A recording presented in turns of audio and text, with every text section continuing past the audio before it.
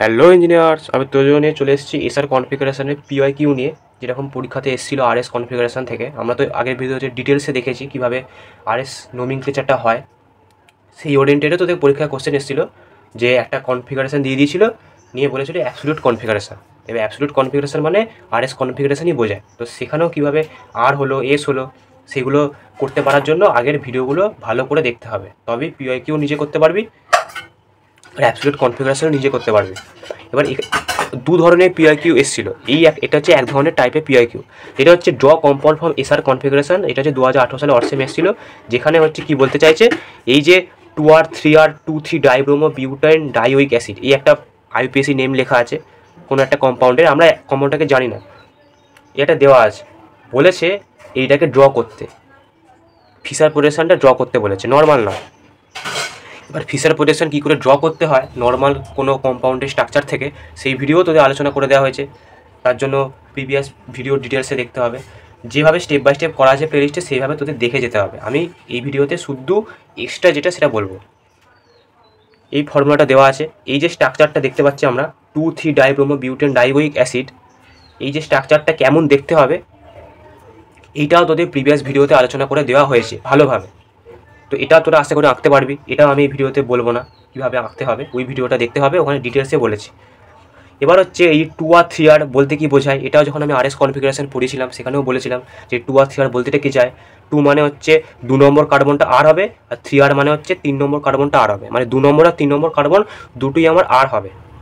মানে বোঝাই যাচ্ছে এটা দুটো প্লাস থাকবে, একটা প্লাসের দরুন একটা আর অথবা একটা এস হয়, দুটো প্লাস থাকলেই এরকম দুটো হয় কমা কমা দিয়ে। এবার এটা একটাই বোঝাতে চাইছে 2 নম্বর কার্বন আর 3 নম্বর কার্বন আর হবে, এটাও আমাকে মাথায় রাখতে হবে যখন আমরা স্ট্রাকচারটা ড্র করব। এবার হচ্ছে এই যে 2,3 ডাইব্রোমো বিউটেন ডাইওয়িক অ্যাসিড, এটা কেমন দেখতে হবে এটা আমরা আলোচনা করেছি ডিটেলসে। তো আমি ডিরেক্ট স্টেপে চলে যাচ্ছি, স্ট্রাকচারটা আরেকবার দেখে নিই। তো এইটা আমাদের স্ট্রাকচার ছিল, এটা আমরা দেখেছিলাম কীভাবে ড্র করলাম। এবার এটা হচ্ছে নর্মাল স্ট্রাকচার।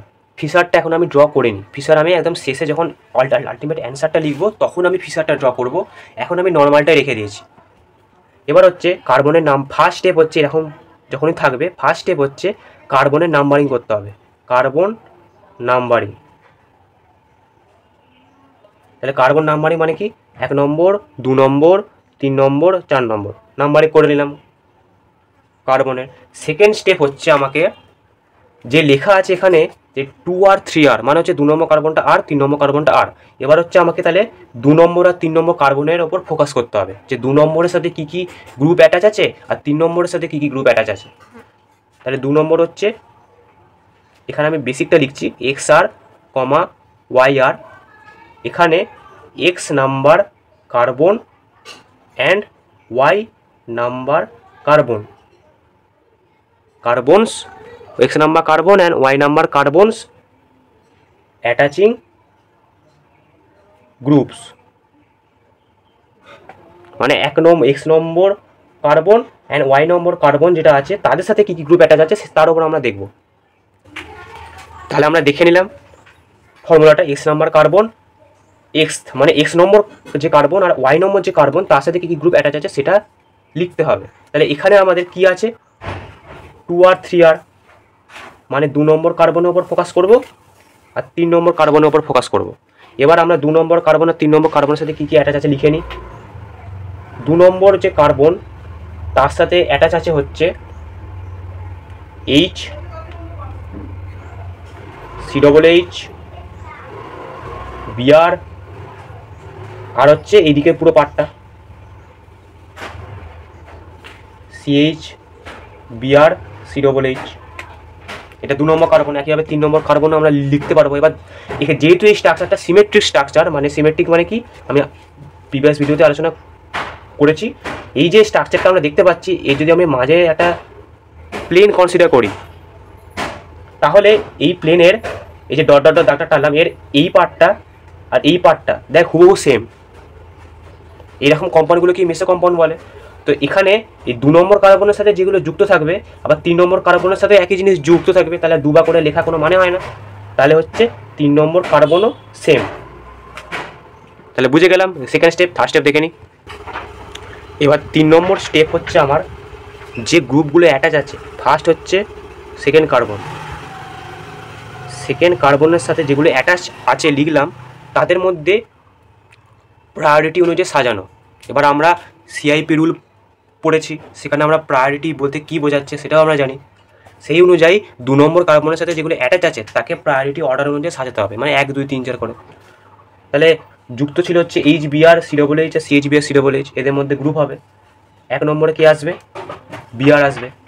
2 নম্বরে আসবে COOH আর CHBr COOH এর মধ্যে কে আসবে সেটাও আমরা দেখিয়েছি যে কীভাবে একই যখন কার্বনের সাথে যখন দুটো গ্রুপ একই অ্যাটাচ আছে, কার্বনের সাথে COOH C আছে, আবার CHBr COOH C আছে, মানে দুটো সেম, তাহলে কম্পারিজন হবে না, তাহলে পাশেরটায় চলে যাবো। সেই অনুযায়ী যদি করা হয় তাহলে আমার COOH সেকেন্ড হচ্ছে। আর 3 নম্বর হচ্ছে আমার CHBr COOH সেকেন্ড, এটা হচ্ছে CHBr COOH। আর 4 নম্বর হচ্ছে H। তাহলে বোঝা গেল, 1 নম্বর প্রায়োরিটিও পাবে বিআর, 2 নম্বর হচ্ছে COOH, 3 নম্বর হচ্ছে CHBr COOH, 4 নম্বর হচ্ছে H। এবার থার্ডের আলাদা করে করা কোনো মানে হয় না, থার্ডের তো আলাদা করে করা কোনো মানে হয় না, কারণ স্ট্রাকচারটা পুরোপুরি সিমেট্রিক। তো 2 নম্বরের সাথেও যা যা যুক্ত থাকবে 3 নম্বরের সাথেও তাই তাই যুক্ত থাকবে। তাহলে হয়ে গেল। এবার হচ্ছে আমাকে বলে দিয়েছে গিভেন যে 2 নম্বর কার্বনটা আর হবে। এবার আর মানে কি বোঝায়? আর মানে হচ্ছে আমার ক্লকওয়াইজ, মানে প্রায়োরিটি অনুযায়ী যদি আমরা সাজাই 1 2 3 4, তাহলে 1 2 3 ক্লকওয়াইজ থাকবে। এটা আর আরে হচ্ছে 1 2 3 ক্লকওয়াইজ থাকবে অ্যান্ড 4 ডাউন, মানে ভার্টিক্যাল থাকবে। আরেকটা হতে পারে 1 2 3 অ্যান্টি ক্লকওয়াইজ থাকলো আর 4 হরাইজন্টাল।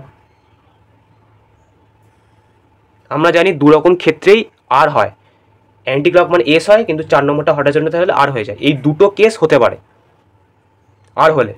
এবার 2 নম্বরও আর 3 নম্বরও আর, তাহলে 2 নম্বরের ক্ষেত্রে যা হবে 3 নম্বরের ক্ষেত্রে তাই হবে। এবার আরের কন্ডিশন আমরা দেখে নিলাম, এই দুটো কেসের মধ্যে যে কোনো একটা কেস হবে।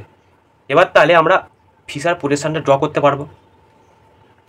আমরা একটা ফিশার পজিশনে কী এরকম একটা দাগ টানে, এরকম আরও দুটো দাগ টানে, এরকম আরও দুটো দাগ টানলাম কেন? কারণ 4টে কার্বন, এখানে COOH থাকবে, এখানে COOH থাকবে। যদি আমরা অরিজিনাল কম্পাউন্ডের স্ট্রাকচারটাকে ফিশার পজিশন করি, যেভাবে শিখেছি সেভাবে যদি করি, তাহলে আমার এরকম দেখতে হবে। এবার হচ্ছে এটা 1 নম্বর কার্বন, এটা 2 নম্বর কার্বন, 3 নম্বর কার্বন, 4 নম্বর কার্বন। বলে দিয়েছে 2 নম্বরটা আর হবে, 3 নম্বরটা আর হবে, মানে 2 নম্বরের সাথে যেগুলো জয়েন আছে সেখানে 1 2 3-এর যে ডিরেকশান সেটা ক্লকওয়াইজ হতে হবে, আর 4টা ডাউনে থাকতে হবে, অথবা 1 2 3 অ্যান্টি ক্লক থাকলো, 4টা হরাইজন্টাল থাকলো। এবার 4 নম্বর প্রায়োরিটিতে কে আছে? H আছে, তাহলে H-এর ওপর শেষ খেলাটা ডিপেন্ড করছে। এবার 2 নম্বরে কার্বনের নিচে H দেওয়া সম্ভব নয়, 3 নম্বরের নিচেও H দেওয়া সম্ভব নয়, 2 নম্বরের নিচেও H দেওয়া সম্ভব নয়। তাহলে আমার এই ফার্স্ট যে ক্রাইটেরিয়াটা সেটা বাদ হয়ে গেল, কারণ এই স্ট্রাকচারের ক্ষেত্রে এই 2 নম্বরের যে কার্বন সেটা আর হবে, মানে 2 নম্বর কার্বনের তলাতে 4 নম্বর প্রায়োরিটি গ্রুপটা থাকবে। এবার 2 নম্বরের নিচে তো 4 নম্বর প্রায়োরিটি গ্রুপ দেওয়া যাবে না, আবার 3 নম্বরের নিচেও 4 নম্বর প্রায়োরিটি গ্রুপ দেওয়া যাবে না। তাহলে এই কন্ডিশনটা পুরোপুরি বাদ হয়ে গেল। তাহলে পড়ে হলো এইটা 1 2 3 অ্যান্টি ক্লক দিতে হবে, আর 4 নম্বরটাকে হরাইজন্টাল রাখতে হবে, তাহলেও আর হবে। এবার 1 2 3 অ্যান্টি ক্লক দেবো, COOH। এবার 1 নম্বর গ্রুপ কোনটা? এখানে বিআর, তারপর COOH, তারপর এটা, মানে 1 2 3 এটাকে আমাকে অ্যান্টি ক্লক বসাতে হবে। অ্যান্টি ক্লক মানে আমাকে উল্টো দিকে।